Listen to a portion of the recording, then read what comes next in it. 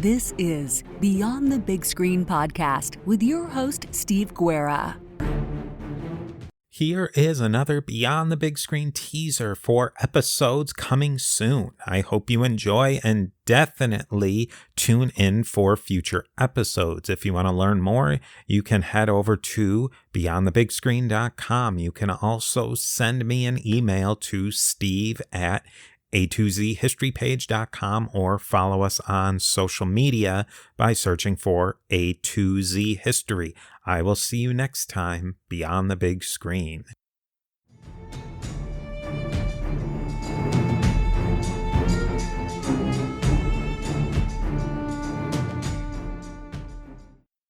And one of Oglethorpe's good friends, who was a very cultured guy, a classical architect and a thinker and all that, he borrowed money to publish a book called Villas of the Ancients Illustrated. It was in Latin.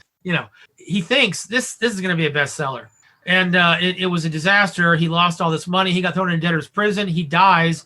And Oglethorpe gets interested in the cause of debtors because he said this man was not a criminal.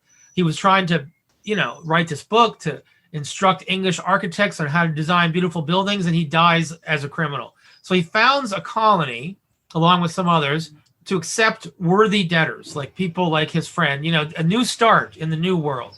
And as it turns out, very few debtors ended up there, but others did, like, Protestant sects, extreme, like the Salzburgerians. They're sort of an evangelical sect.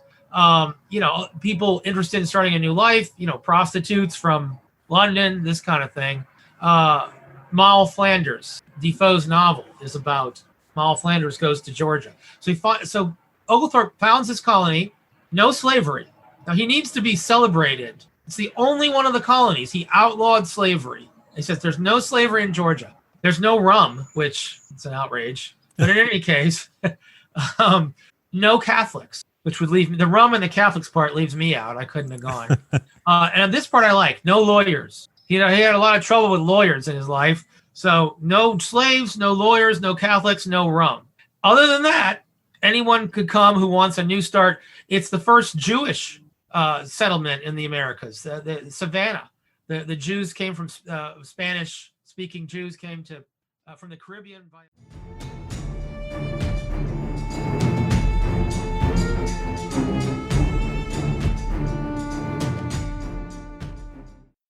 As far as if any of these services had the opportunity, would they have actually eliminated him if they could have? Yes. They both have records of doing this. There was a document release from the CIA some years ago in connection with the investigation of the Kennedy assassination. Angleton had been the CIA's liaison to the Warren Commission, saying that, we didn't do it. You can trust us. In any case, after many lawsuits, the CIA did a data dump of 10,000 pages, maybe more than that, of information associated with the Kennedy assassination investigations. And this is just on the internet. It's just there. There's a couple of problems with it.